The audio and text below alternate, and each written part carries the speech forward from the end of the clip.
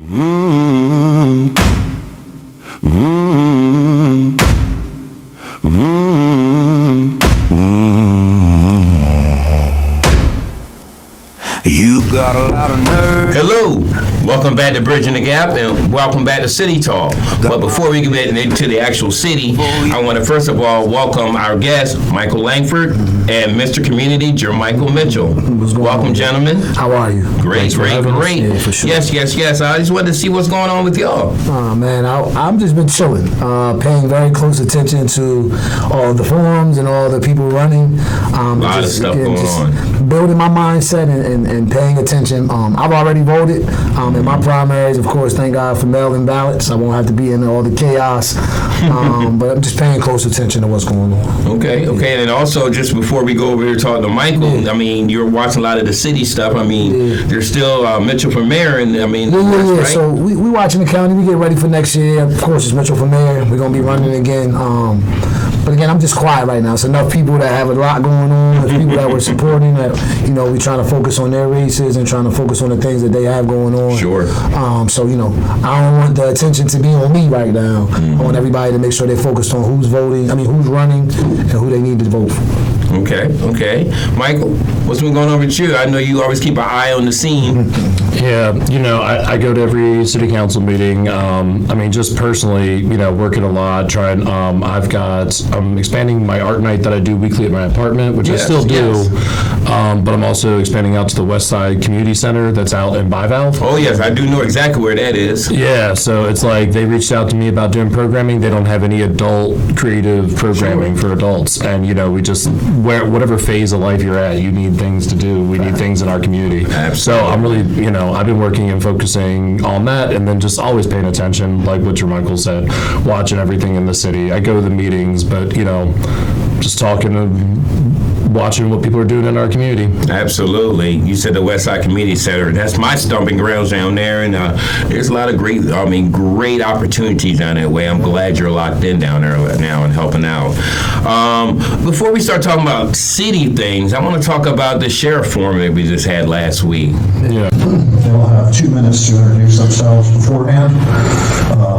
Julie Giordano, our county executive, will be the moderator.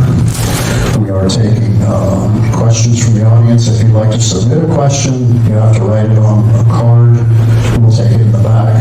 We'll pick a few, and then we'll present them at the end. I want to be respectful to our candidates, to each other. So the only people in this room should be talking are these three and her. Keep your conversations down, and we had some outbursts last time, so please let's not do that. As well. All right, gentlemen and lady, thank you for coming. We're really excited to have you all here. All right, we're going to go ahead and get started. So we are going to do the introductions. So they are going to introduce themselves to you and tell you why they're running for sheriff. And we are going to start with our current sheriff. Good evening, I'm Mike Lewis. I'm a sheriff here in Wycomico County. I've been a sheriff for the last 20 years. Prior to that, I served 22 years with the Maryland State Police and in law enforcement 42 years.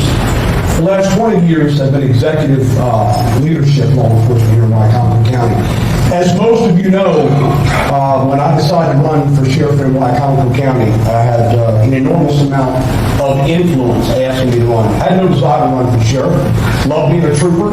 Loved working the highways every single day doing what I felt that I did best. And that's being in the trenches with the men and women doing the job. But there came a time when the incumbent sheriff decided he'd had enough, and I was asked by multiple leaders here in Wycomico County to run for sheriff. I was one of 7 who ran. Ultimately, I won my primary and then won the general election. To serve as your sheriff here in Wycomico County has been an honor of my lifetime, an absolute honor of my lifetime. I have enjoyed it immensely. It has been an emotional roller coaster, to say the least, but together with the men and women, I think we have battled some very serious crime here in Wycomico County. Consequently, I made a comment 4 years ago when I won a 5th term as sheriff in the county. It would be my 5th and final term. But 2 years ago, it was an announcement by our daughter that she was pregnant with our first grandchild. That was a large factor in my change in my mind to run again for re-election.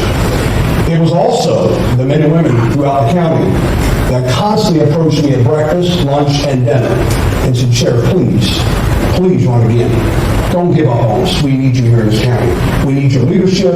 We need your passion for the subjects that mean so much to us, and we want you to run again. That's why I'm asking for your support to run for a 6th term as Sheriff in Wycombe County. Thank you, Sheriff. And we will now hear from Scott Hamilton. Good evening. For those of you that don't know me, I'm Scott Hamilton. As a person who served and supported our Constitution of the United States, both in law enforcement and as a combat veteran, I'm running as a Republican candidate supporting conservative values and your freedoms. I spent 21 years inside the Sheriff's Office, and at the same time, I did over 2 decades in the United States military. First as a Marine in the enlisted ranks, and later as an officer in the Army National Guard. But before the titles and uniforms, I was just a kid who was raised on a chicken farm in Sussex County, not far from here. I learned the value of hard work, respect, honor, and supporting your neighbors. A few months after graduating high school, I was standing on the yellow footprints of Parris Island from Marine Corps boot camp. Because from an early age, I knew that I wanted to serve. Now my family is rooted in service. My wife, who has stood beside me for the last 22 years, is also committed to public service and law enforcement. And our son is going to graduate from the Citadel, the Military College of South Carolina, in just a few months and pursue a commission in the United States Coast Guard.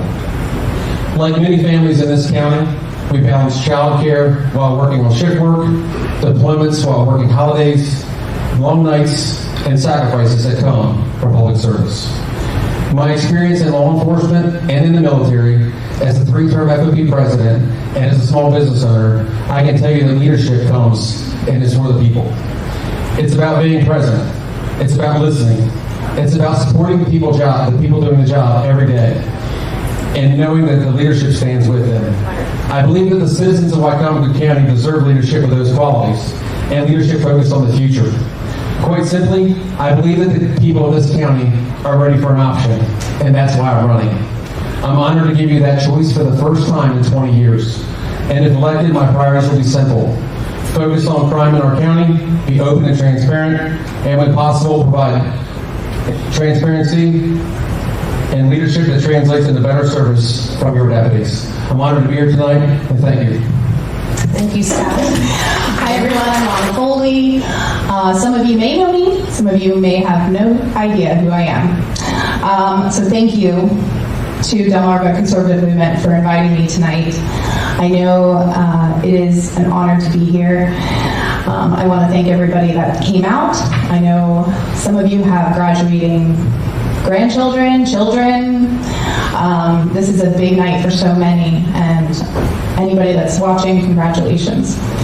I also want to thank you both for your service to our county and to our country. I really appreciate you doing all the hard work that you've done. I am not running for sheriff for myself. I am doing this for our community. I really want to rebuild the trust that I'm hearing from the community that we are lacking. Some of you maybe have read that I'm a photographer and find it very funny, which is fine. I love photography because what it does is it allows me to watch, it allows me to listen, and it allows me to encourage strength between families, weddings. I'm a guider, I'm a listener, and I want to do that in the county. I don't want it to be about me. I want it to be about the people that are in the sheriff's office. I want it to be about the community. I am a mom, and my child is in public school. When she started public school, I became a substitute teacher because I wanted to see what was happening in our schools, and I'm concerned. And so it's one of the reasons why I'm running. We have a trust issue. We have children that feel disconnected, and I really want to try to figure out how to lead us back. I know I saw you there, and did you get a chance to watch So it? I've been watching the clips between you, Eastern Shore and the Color, WBOC, WNBT. Yeah. Again, I try my best to stay up on the politics. Sure. I don't really have an opinion besides I think Mike Lewis is going to win. Okay. Just my opinion. Nothing against Scott Hamilton. Nothing against Miss Foley. I just know the type of county that we live in. And just a lot of these folks who live in this county don't really want change. Change is always scary for them. They like to go with what they know. Mike Lewis is who they know. So, I'll let Michael add a little bit more because he was there, present. But from the videos that I watched, in my mind, in my mindset, more than likely, Mike Lewis is going to be our sheriff again. Okay. Okay. So what I noticed was Lewis talked primarily about the past, about his record, Yes. about where we've been, and just wanted to carry that forward in the future. Hamilton talked about the future, about something in various areas where he thought things could be improved. He talked about drones. He talked about something with the payroll software being updated. He talked about like infrastructure and improvements to the systems that the police utilize, which made sense to me. So he seemed more forward-looking than Lewis, who was more backward-looking on his on his experience in that role. Miss Foley, I don't know. I mean, she just, to be frank, she seemed very underprepared, for the role. Not just her candidacy in general surprised me, as she felt underqualified for the position that she's running for.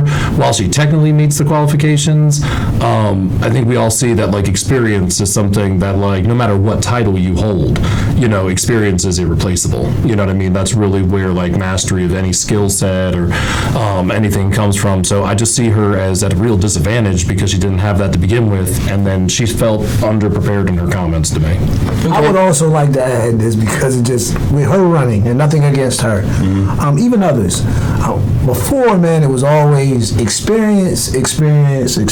Right, People right. wanted you to have some sort of experience for you to be able to run in these positions. And now it's just, it goes to show at times they pick and choose, right? Like, who they want to support, when they want to support them, and what the situation You mean the people that's supposed to be backing the candidate? people that back any candidate, right? Interesting. Like a lot of times, like I said before, running in my experience has always been, even Interesting. going after the empty seat for council, it was still no experience. It was like, oh, Miss Holland has former secretarial experience for something like this, so her experience seemed to be more valued. Right? She didn't have political experience. She never sat in the council seat. Right. And that's why I said it. These people pick and choose who they want to. When experience matters. There you go. Yes. Who they want to support that Yeah. doesn't have experience. Yes. So that's it becomes a one thing. disqualifier at times. Depending on who you are. But now, I'm sure I'm a jerk for pointing out the lack of her experience. Well, we're talking about being the top law enforcement officer for the county. Experience does matter. Facts. Yes. Now, my question is, because you just brought up something that made me think. We do know that, for Sheriff Lewis and Scott Hamilton, they're both Republicans, and they're right now, of course, I like to say what's the right word for it? The law, not the real law, unwritten law would be not to pick a person till after the primary. Right? Now, for Mrs. Foley, she's the only Democrat. Right. So does she have the backing of the party already? I would say she does. I might not say all people, but when certain local organizations try to get behind I've seen that. face, I would say she has, from my experience with the Democratic Party locally, usually depending on how certain people think or who certain people push, that's the way the flow goes at times. So as of right now, if she has the backing of the Democratic Central Committee, if she has the backing of the Wicomico County Club, if she has the backing of some of those other organizations, Right. the majority of the people in the Democratic Party are going to support that. Well, and Even if they know she doesn't have the experience. And I've seen her in the pictures with those people that are running for other offices on that side there. Now, it comes back to what you were saying about being prepped, though. I did see the candidate for county executive, Ernie was there. Ernie Davis was there, and I think I may have seen a couple other people from the tent that backs her, but not many people was there to support her. And I got to say, from my point of view, because I was also there, I got to give her kudos. She was there.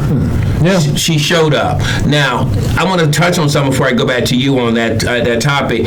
The experience thing. Yeah. It made me think about back 4 years ago when we then had the executives race, and some people were like, well, what about Mrs. Giordano? But she was an HR, she did have experience in HR. She was a teacher. So, and she was a teacher. So it was like, well, how's that going to work with her flipping over to the political, But I guess in some things with working with HR and working with education, which is one of the biggest components of our budget, that did help out. But is there certain things that, did y'all see that maybe Lana has on her? I will say this, and that's just for Julie. Again, I like Julie, nothing against Lana, don't know her like that. But what I will say is, everything local is a learned experience, I personally feel, besides law enforcement. Right? Like, I'm just going to keep it 100 with you. No, I truly feel like everything else can be learned experience.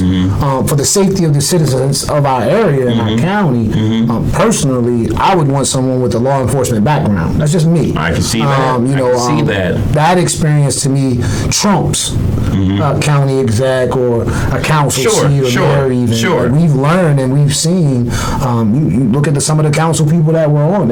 Some of them didn't have to really run campaigns their first time they were chosen. Right? So did they have the experience to be chosen, or were they just chosen? They filled the seat and then they ran a campaign after they got some experience under their belt. Sure. So like I said, I truly believe no matter Democrat, Republican, a lot of times people pick and choose who has to have experience for these positions. That's really interesting. Yeah, there are candidates that run for office and don't get elected, but then they get selected, right? And they get the experience, but then they don't get elected. Go ahead. So when I heard about her filing, I saw it on the website, and then I reached out to some people I know within the Democratic Party because I'm friendly with plenty of those people, right. And they would and their explanation to me was that a Democrat in every race is what they were trying to do. No seat uncontested. Okay. So this was the rationale. My problem with that is, it's like if you're qualified. If you're in charge of bringing snacks to your kid's classroom for elementary school, and you sign up to bring like cupcakes, and then you bring a box of fruit snacks, it's like, yeah, you showed up. And technically, you contributed something, but you didn't keep your word. And I kind of feel that way about like the Democrats.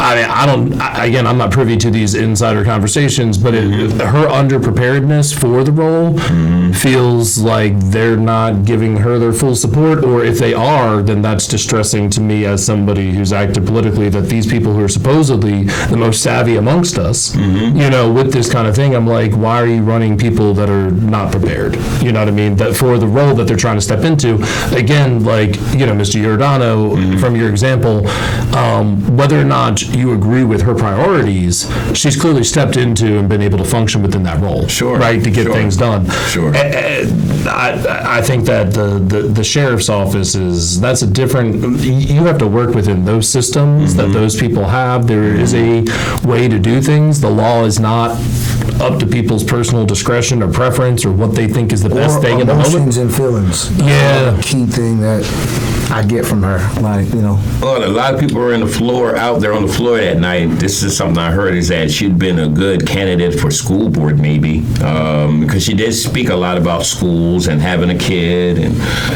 these are important things. And having an officer at every school, I think this is important. As a matter of fact, I think that's actually a Maryland school thing. Yeah, they want that to happen. So I think the other thing is when they talked about leadership or executive experience,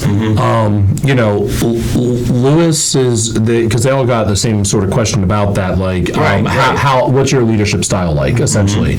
And Lewis and Hamilton could go to their experiences. They could bring a real story from their lives forward. Lana's not in charge of anyone or anything other than her child, which so she just had nothing kind of prescient or relevant to say that convinced me. Her response was, I would listen to everybody and make them happy. Now, if you've ever been management of any place, if you've even ever worked anywhere, I feel like you understand the flaws. If you got more than 5 people, you ain't going to make everyone happy. No, and if you do, you ain't doing something right. Correct. And that's the part, too, because it's not always about people's, to go to what Jermichael said, to be judicious, especially when we're talking about these positions of power, where you make decisions that govern people's lives. It cannot be a capricious decision based on your feeling, and then you getting defensive and saying, well, I meant well. No, there are real outcomes for people. And especially when it comes to law enforcement, I mean, you got to come correct. A lot comes with that position, and I say even in these political positions, if you don't have the tough skin that it takes to truly be in charge of something like that part, it's almost impossible to be in that position, because again, it's going to take a lot. You're going to receive a lot, and again, Mike Lewis isn't his officers. Anytime that a county sheriff does anything, people don't go specifically, Officer Michael did something. It's automatically Mike Lewis and the county sheriffs. You get what I'm saying? Yes. Some people may not be able to handle always that they're thrown in to those type tough situations and conversations. Well, let me ask you this about with Mr. Hamilton. He has worked with in the city. He has worked with collective bargaining and things like that. How do you think he fared during that? I think he was, like you said, he was well prepared.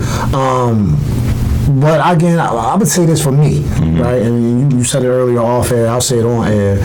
Even with our council people, man, I just get sick and tired of AI created things, right? It's not genuine, it's not original. And we know when a flyer is AI. We know when someone's giving you AI touch points. We all use ChatGPT. We know what it looks like. We can tell when the person isn't really using their lingo, certain words that they don't use and things of that nature. So I get it. I think AI should be used in technology and to help put out information. I totally am in agreement with that, but I don't think it should be for politics. I think a lot of those flyers, I think a lot of those things need to be more original. Your voice should be your voice. Yeah, your voice has to be that. And when people can tell that it's AI oriented. So you felt like different. Maybe some of the speeches were kind of. I felt like the touch points. I ain't gonna say they're speeches. I feel like a lot of them are like, again, you have a Scott Hamilton. He's the president of the FOP. He's used to speaking in public forums and reading off notes. Same with Mike Lewis. We see him on TV all the time, bringing a lawsuit to Maryland, and the times he went on there to speak, for Trump and those different things. They're prepared speakers. So again, they can look at touch points. They can be AI generated. We may be able to tell. We may not be able to tell. And I'm not saying Lana had AI generated touch points as well. I'm just saying when that does happen, we can tell. No matter who you are, what party you're with. We can kind of tell when you're not being original. Right. I felt that he was definitely quick to answer. I also felt that, Mrs. Foley's answers were very brief. I felt like when Sheriff Lewis and Scott Hamilton spoke, they kind of elaborated a lot more. You can be like, okay, maybe they know more. Because he said it earlier, they talk from experience. Right. If I'm a former officer, I can pull from that to answer your question. Absolutely. If I've never had any type of law enforcement experience, well, I can only give you what I think I would do. Now, exactly. Now, but what Michael said a few minutes ago, I got to go back to. Sheriff Lewis talked about his past a lot and what he has done, and he's done a lot. In 20 years as sheriff, there's a lot, a lot that went on. But Scott Hamilton talked about the future and the age difference. What do you think? I mean, there are young conservatives in Wicomico County, and there are the older conservatives. And I say all the time now, especially because they talk about this. I go look at the voting. What is the age demographic of the people who really vote? Not just who are potential to vote. Right? Like when I ran, I hoped and prayed for new people to come out, and they did. Right? That demographic change of the age group and the people who came out at that time. But when you're talking county, you're talking about the normal normal voters, not new people, not people they made impressions. And when it comes down to between Scott Hamilton and Sheriff Lewis, you're talking about just Republican. That's what I'm saying. That's the other component, though, right? So you have to look at the Republican voters, right? Then you also have to look at it, because we're just talking primary now. We're not talking about the November situation. We got to get through primaries first.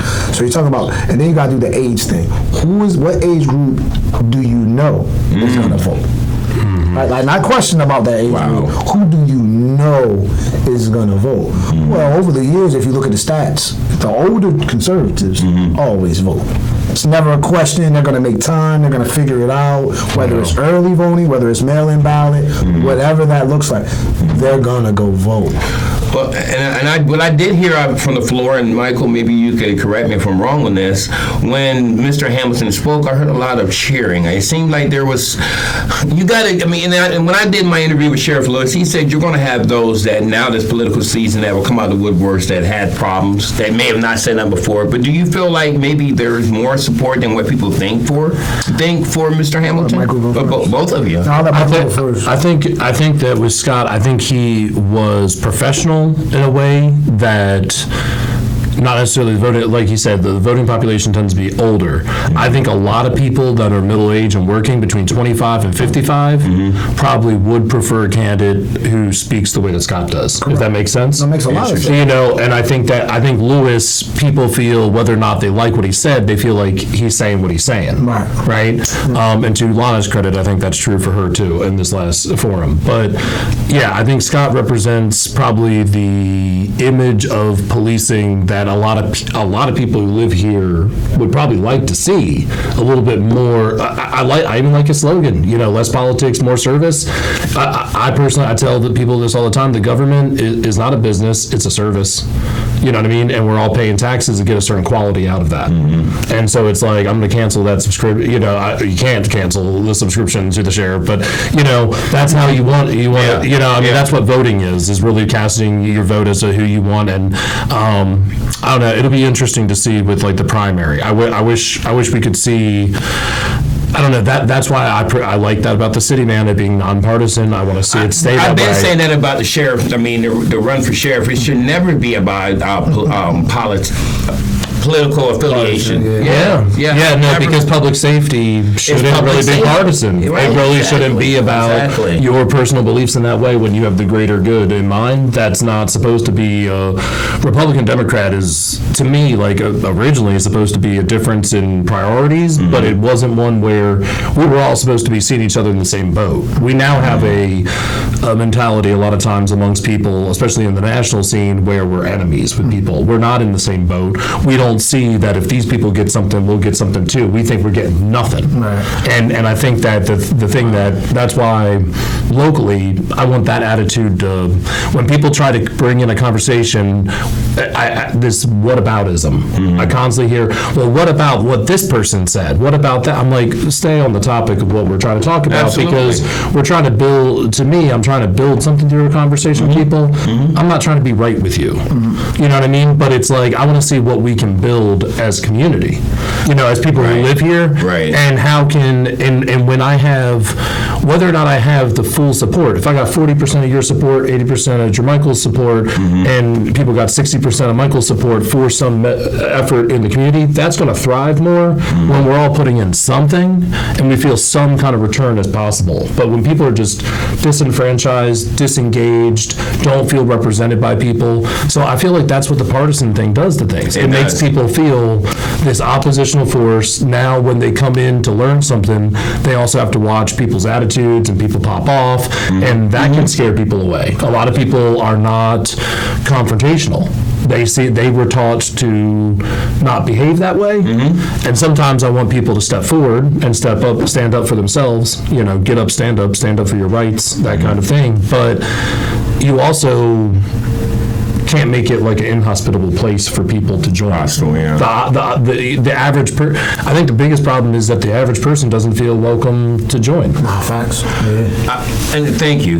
I want to say this before we go to our next part of the segment here. I want to say this as far as it goes with that forum. I felt like for Sheriff Lewis, well, he's not just for the forum, for this year for him having to run. I think he's realizing that the county do want options.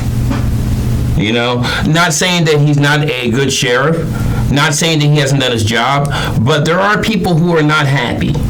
Sure. And those people are starting to be a little more louder. Even the conservative people. There are people in the Republican Party. I've seen polls. We've had a conversation about people's posts, and we've seen things.